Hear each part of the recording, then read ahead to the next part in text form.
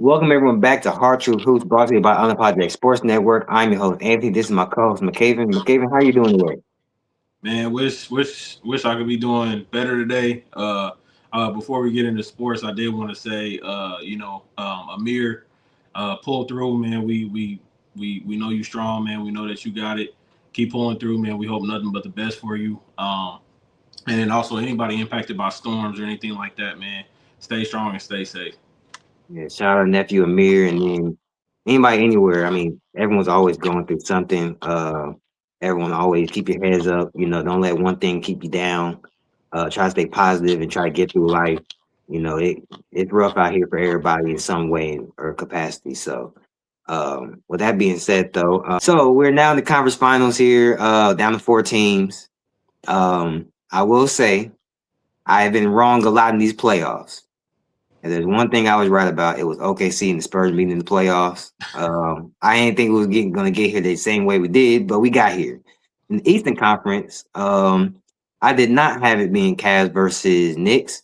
But funny enough, Cavs Knicks was the consensus pick before the season started. So we got here. It was a little weird the whole journey, but we got here. Yeah. Um, Before we get into the conference finals, though, you did say that you had the Timberwolves beating the Spurs.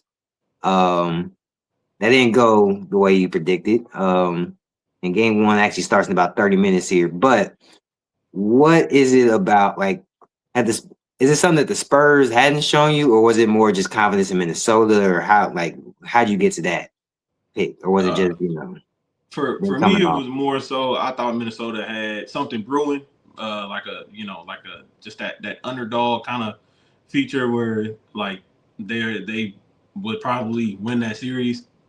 Um, but credit to the Spurs and everything like that. I thought at some point the Spurs youth would come into play and would hurt them.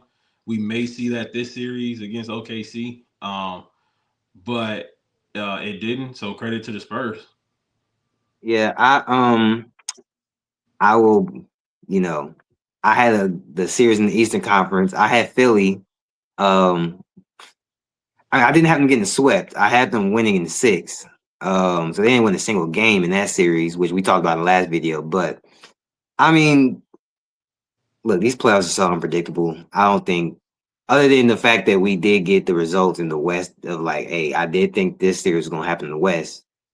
The Eastern Conference, I had the Pistons being there, and I had the the Celtics being there. So a lot different from what we anticipated. But to get into the series, we can start with the Western Conference series. That game is going to come on first. I'm gonna just go ahead and put it out there. What is your prediction for the series and how many games? I know I just talked that stuff about the Spurs, and I think their youth is going to show in this series. But I got them in six. Um, I think obviously they played very well against the Thunder in the regular season, and I think that continues here in this conference finals. And I just think OKC is about to be presented with something that they haven't been presented with this entire playoff series, which is an actual challenge. And yeah, I think the Spurs take game one tonight, and from then on, pretty much going to have control of the series. But I think they do win it in six. Yeah, I said before the playoffs, the Spurs are the team I'm rooting to win the championship. Even though I do think OKC probably will win. Now that was before I've seen the Spurs play in the playoffs. The fact they got to the conference finals, and though it wasn't easy, OKC hasn't lost a game yet versus the Spurs that went six in both series, so it hasn't been an easy thing.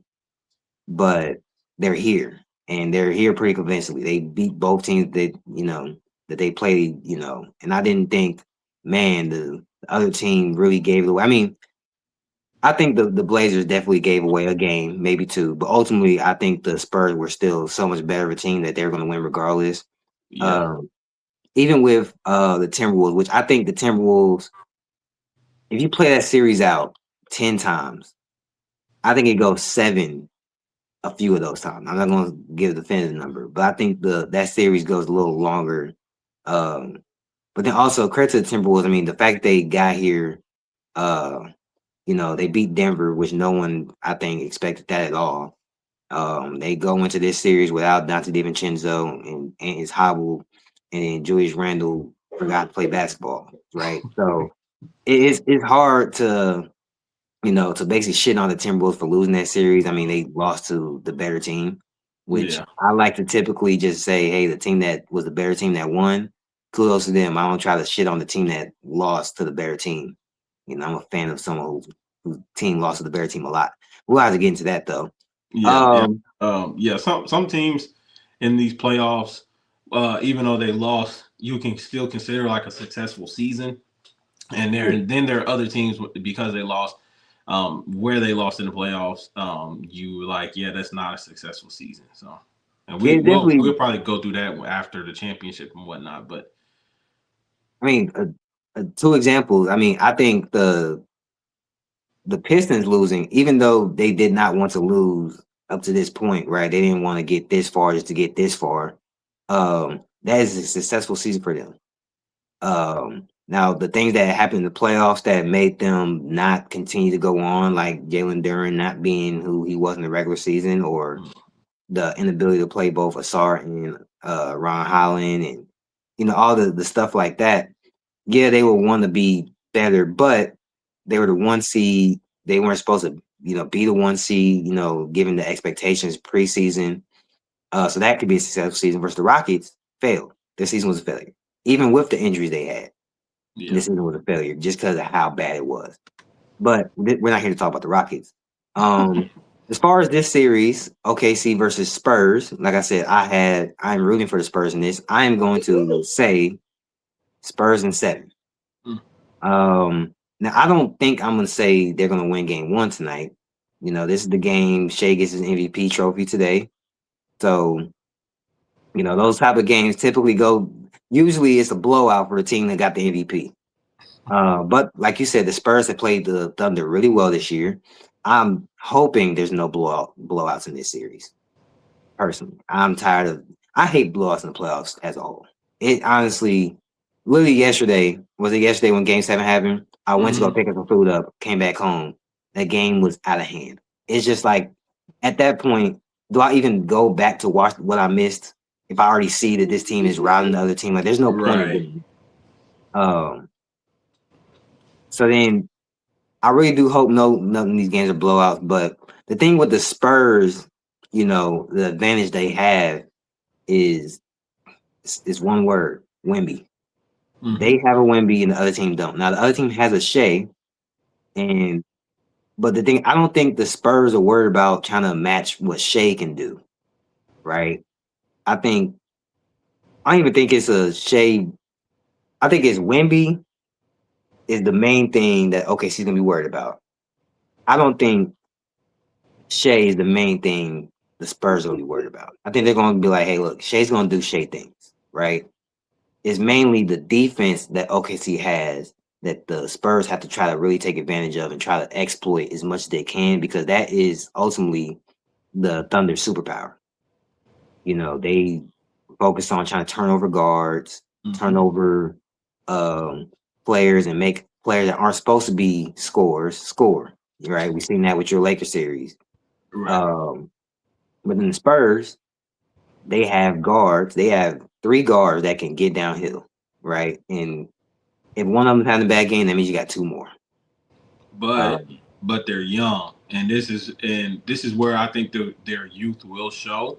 They're young. They're high turnover problem. Their high turnover risk. Uh, just committing just simple young people mistakes, just dumb mistakes. That just takes time and takes experience.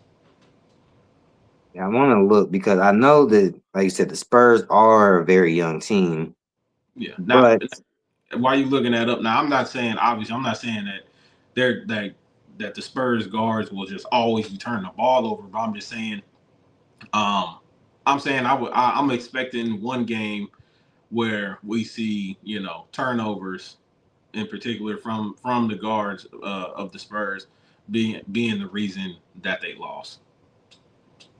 Let me see. I'm trying to find the average age of everybody on here. I mean, the players that play. I'm not gonna, talk about some of the people that don't play, like Bismack Biyombo. He's a vet, but Right. he's not playing. Yeah. Um, I mean, obviously, Wemby is in year 2 or 3. Sorry, he's in year 3. Um, Stephon Castle is in year 2. Dylan Harper's a rookie. Carter Bryant's a rookie. De'Aaron Fox is in year 9. Julian Champagne's in year 4. Kelvin Johnson year 7. Um, for some reason, not showing me just their ages, but I'm on Basketball Reference.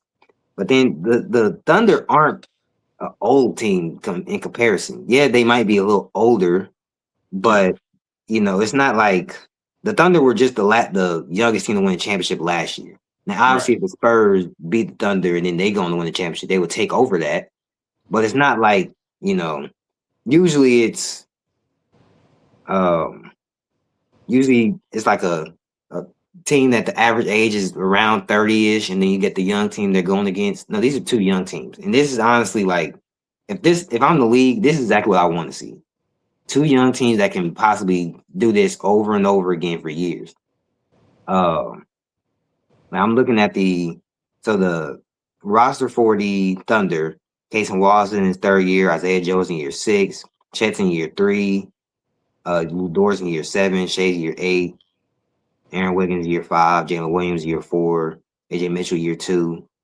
Um, you know, it's not they're both two young teams, which I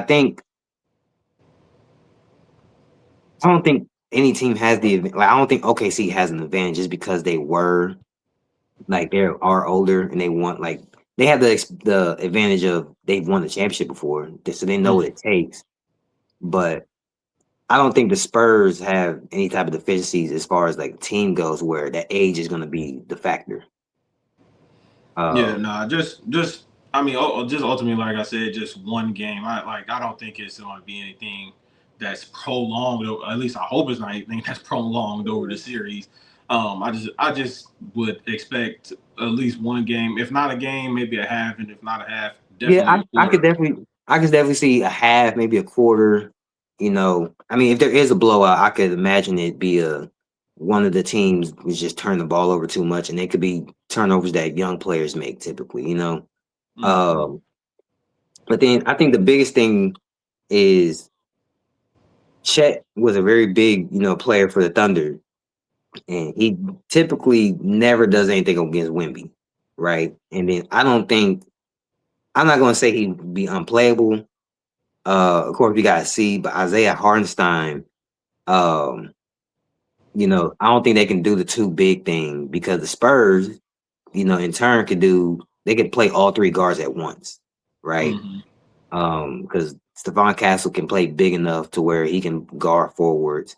Um, De'Aaron can guard two guards and point guards. Same thing with Dylan Harper, and then they also have like Devin Vassell can guard multiple positions, and then Yep. Wemby. I mean, Wemby's a one man wreck crew when it comes to the paint. I think that the Thunder having the two bigs is like a combo. Same thing kind of with like the Cavs. Like you always got one, but Wemby alone and however many minutes he plays will shut down the paint so much that even when Luke Kennett come in, he might even have like a little bit of a drop off, but it's still like the impact Wemby made can just take over a quarter and really set the Spurs up for success. Yeah, I think the Thunder has to play it one or two ways. Either go if not small ball, but small ball, just go, 5 out. Make sure you got 5 guys. Then they have the people, 5 guys on the floor who can shoot to pull Wimby outside of the paint. Or if you are going to go with two bigs, I actually think two bigs could work. Um, because then it would make Wimby choose. Okay, are you going to guard Chet or are you going to guard Hardenstein?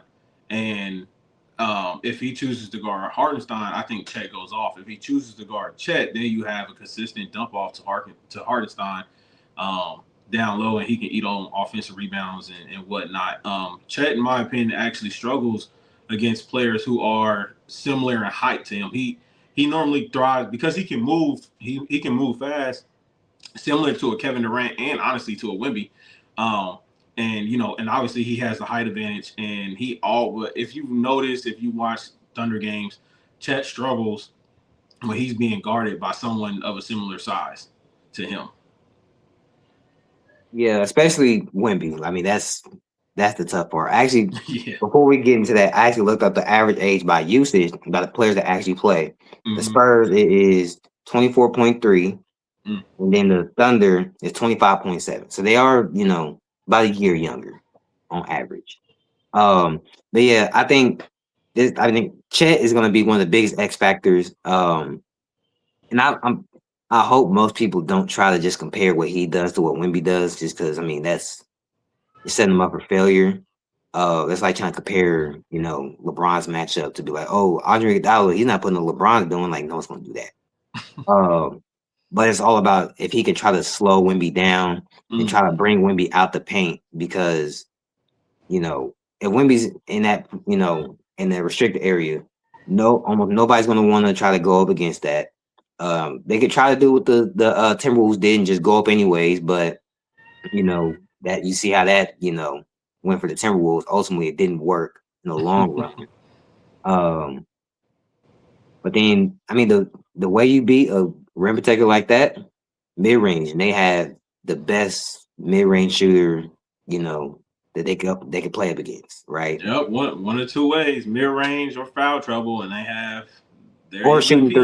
three. And they could shoot threes, but I don't think the Thunder. They're not the 2016 Warriors. They're not about to go on. Yeah, They might have a game, right? no. Mm-hmm. Even the Spurs just had a game. Stephon Castle hit like 4 threes in the first quarter. You Yeah. know, so it's like anybody can have a game, right? Um, I don't know. I think I don't know. This series is so hard to even gauge. I honestly just can't wait to see how game one goes. I think that's gonna really tell a lot. Even because I think these teams haven't played each other since like February. They played all their games against each other super early on in the season. Yeah. Yeah. It was It early. it looked very, what I'm saying, rough for the Thunder, but I mean, now they're here having lost in the playoffs. Um, so it is interesting. I really can't wait to see that series. But the next series, the series that starts tomorrow, Knicks versus Cavs. Um, I mean, simply, I don't. As much as I would like to see my guy get to the finals, I got Knicks in six, maybe five. I don't know, six. In I'm gonna say six. six, man, you giving the Cavs a lot of credit. No, this is gonna be Knicks in four. I'm standing on that one. Knicks in four. This is gonna be a I don't sweep. believe Get the that. brooms out. I don't think Get the no. Sweep. brooms out. I'm telling you. Watch. I think I mean, I wouldn't call it advantage. The fact that the Cavs just got out of a series, and the Knicks have been sitting down for like 10 days, almost a week and a half.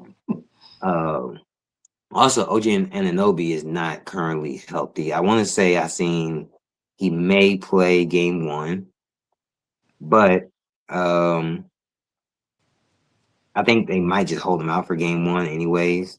You don't want It, to it rush him. it don't matter.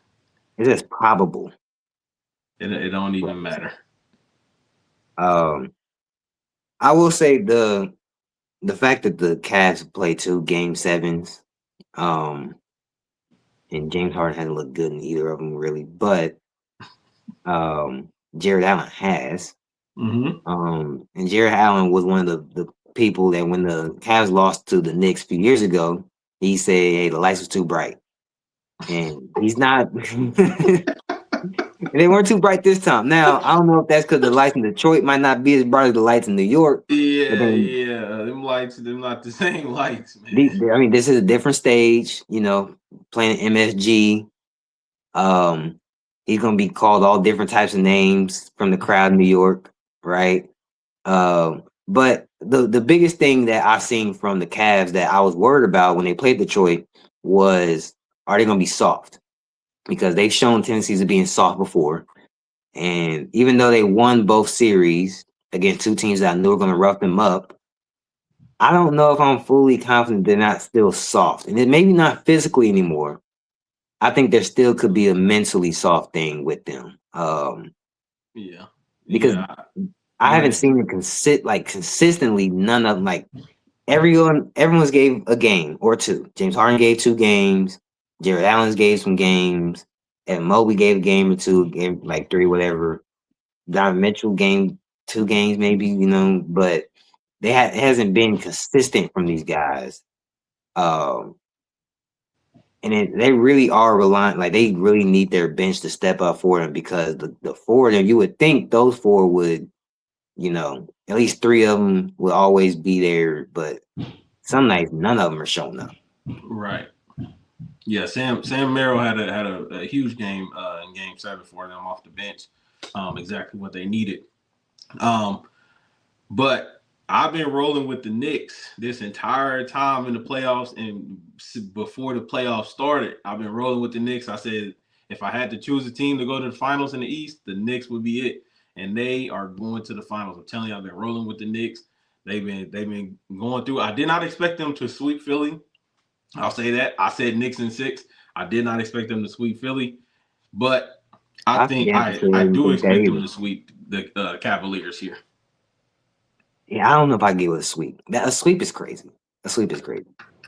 Like uh, whenever a team gets swept, it's like your Lakers. You thought y'all was, well, I don't want to put to it. You did think y'all was gonna win. That was your prediction.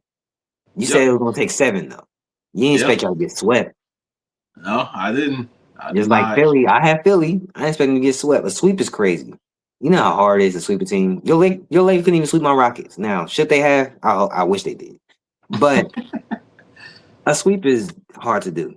I do think the Knicks, though, have shown. Honestly, I think they've been, other than the Thunder, obviously, they've been the best team in the playoffs. As far as just taking care of their opponent.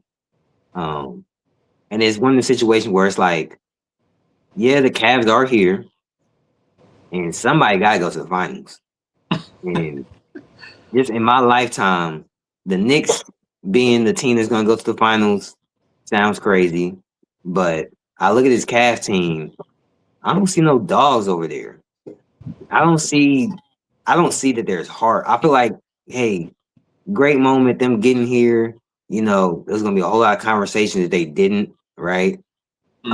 The conversations have quieted, right? People ain't talking about it, but they're just gearing up to end up talking about it later. Right. I don't think anyone actually believes that this team could beat the Knicks, which is so crazy because before the season started, like I said, this was the prediction. It was gonna be one of these 2 teams. And the Knicks have just shown that they have been a much better team, especially in these playoffs, than the Cavs have. Um, but before we finish up, I do want to talk about Detroit because I actually had Detroit's floor as being in the conference finals, which is not the first thing I've been wrong about in these playoffs. Probably won't be the last. Um, man, I'm disappointed in Detroit more than I am like happy for Cleveland. I tell you what I But tell you. Detroit been letting me down all playoffs, and they just that's the cherry on top of the cake right there. it's one of the things where it's like, okay, they went down 3-1 against Orlando, right? And when someone shows you who they are, believe them. Jalen Duren is strong for nothing. I'm sorry, he's strong for nothing. Like at least now I was thinking about this earlier today because I knew we was gonna record. I'm like DeAndre Ayton at least. I know he's strong because he sometimes show that he's strong as hell. Not all the time. He is a finesse player. Hmm. Jalen Duren is not a finesse player. So it's like, okay, I know you're not a finesse player. Play with some umph.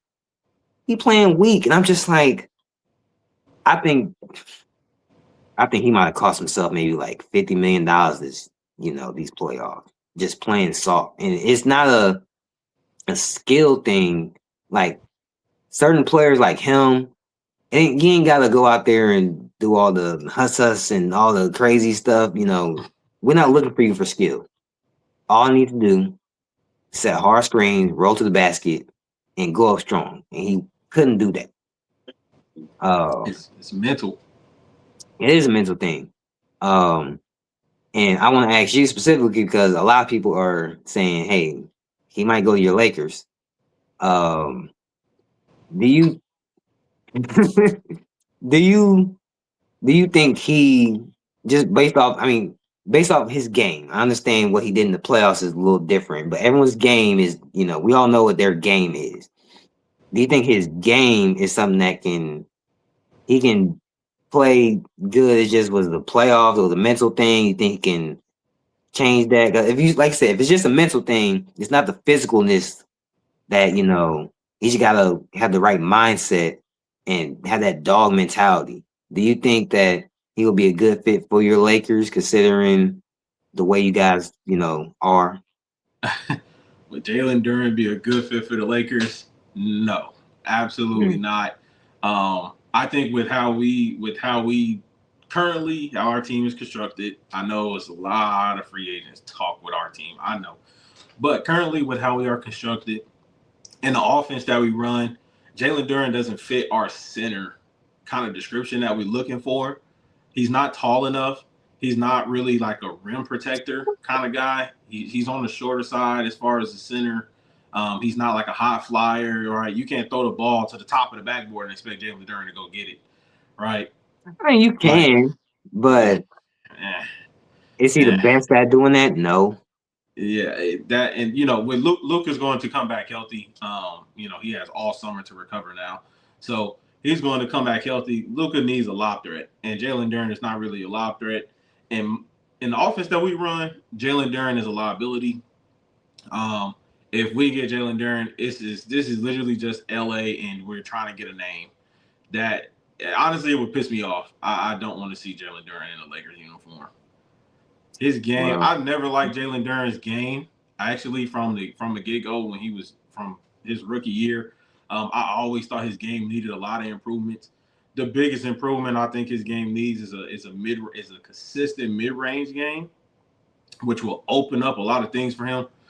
But so I think it's kind of double sided as far as the mental or like the physical. I think just the physical aspect of developing mid range, but I do think it is mental. I think it's definitely something mental, and I mean, and you've seen it with a bunch of different players. Your guy James Harden, for instance, I think he has a mental block as well I don't when know if he that's a gets into mental the thing. playoff. Mhm. You said what? I don't know if that's a mental, because for me, I think it's that for me, I think it's more of James Harden's game. Now, I do think when a player like James Harden, a jump shooter, when his shot's not falling, um, I will say this is the mental part. Some people, when their shot's not falling, still shoot it anyways. James Harden will, like, once he realizes his shot ain't falling, he gets real timid in his play. So I guess if you want to say that's part the mental part, then yeah, I do think it's more of the volatility in his game. Um, but then even like going back to Detroit, because I don't think he's actually going to end up leaving. I think they will just pay him, and I don't know what that number is going to be. Uh, Hopefully, it ain't too much. Oh, it's gonna I, be it's gonna be too much. It's gonna be a lot. well, I don't know because he can. I think I seen he can get up to like $280 if he makes All NBA, which don't pay me. Whew. Try getting out Um, of LA. I ain't worried. right, but then I think for Detroit, it's a situation where it's like, okay, they're a young team, got the first seed. Matter of fact, what's their age? Where they at? They are Detroit average age 26.1. So they are very young. They're just slightly older than the Thunder, right? You're right. As far as average age goes. Um, I think it's kind of just like, hey, they made the playoffs last year, you know, first time in the playoffs, played against a Knicks team that, was much more experienced than them. This year they, came back from down 3-1, played in two game sevens, ultimately lost to a team that is more experienced and aged than them. Um, I think this showed a lot of the flaws in some of the players they have and shown like, hey, now that we're actually serious, because last year it was just like, hey, we're just glad to be here. This Mm-hmm. year it's like them getting the first seed. It's like, okay, we see the regular season potential of this team, but in the playoffs, all the things you're bad at, the other team knows, and they're going to try to, accentuate those things. And all the things you're good at, they're going to try to nullify. So then, that's how you get. Jalen Duren getting roughed up in both series. And it's honestly a situation where the playoffs, like you always say, is a matchup thing. Mhm. They might have just played two bad matchups for Jalen Duren. Like if I don't, they could if they played maybe the the um the Celtics or the Hawks or whoever else was in the playoffs, right? He could have potentially played better. Now Maybe. does that mean they win against the Celtics? I don't maybe not. I don't know. But just like the matchups, the physicality, might have just been a bit for him. Um, Yeah, maybe. I think Detroit. Now looking at the offseason, obviously, I think Detroit, whether or not they repeat what they did this year or improve, I think actually, funny enough, it doesn't come down to any of the players, even Jalen Duren, as we're talking about. It comes down to the GM. What moves does he make? Right? What offseason moves, signings is he making? That honestly is what it. I don't think it's not. It's not coaches. It's not players. I think it's GM. I, I Um, think I think 60% of the work for this offseason is going to be what the GM needs to do, right? He needs to get Cade another guy, right? Because even though Tobias Harris was doing it for a good portion of the playoffs, he's not supposed to, which is why he right. ended up having a game like he did yesterday. He came back down to the means. Uh, Jalen Duren was supposed to do more of that, but then also you got you will want better out of Asar, Mhm. at some point offensively. You'll want to be able to play Ron Holland, who's basically he's useless if you have Asar, essentially in the playoffs. It's like you're not about to play both of them. Mhm. Um, you definitely want more from the guys offensively. And I think part of it is the other 40% is going to be on just the player developing. Um, Even Cade, they all need to get better. Nobody over there is perfect. No one over there is the best player in the world. So they all need to improve and get better and take this experience, see what made them lose, and just improve on those things. Um, and I think next year they can be in the very similar position than they were this year, right? They could find themselves in the second round with a chance to go to the conference finals. And I might have just been premature. I think maybe next year could be the year that the conference finals run might happen. Um, but yeah, with all that said, I mean it's 7 o'clock. The game's about to come on. So yeah, I mean, anything else you got for this conference finals? Anything you're specifically looking for? I don't even know who's officiating tonight. That's what I want to look Knicks in four. Knicks in at. four. NBA official. So now we ain't got neither of our teams, so I ain't worried about who's really officiating. Let's see. We got Zach Zarba, John Goble, Michael Mitchell Irvin, and Ed Mallory. Don't know any of these guys. So we will see how that goes. But with all that being said, ladies and gentlemen, this has been Anthony. That's McCaven. This has been Hartrue. Who please like and subscribe. I know ain't been many people watching the videos. I'm actually trying to get clips out of this one, but please like and subscribe. It would mean a lot to us. We've been stuck at 43 subscribers for a few weeks now. Let's try to get that up. I might have to make a fake page just to get it to 44 or something. But yeah, like like I said, thanks for watching. Please like and subscribe. This has been Anthony Desmond Caven. Thanks for watching Heart True Hoops on the Unapologetic Sports Network. Peace.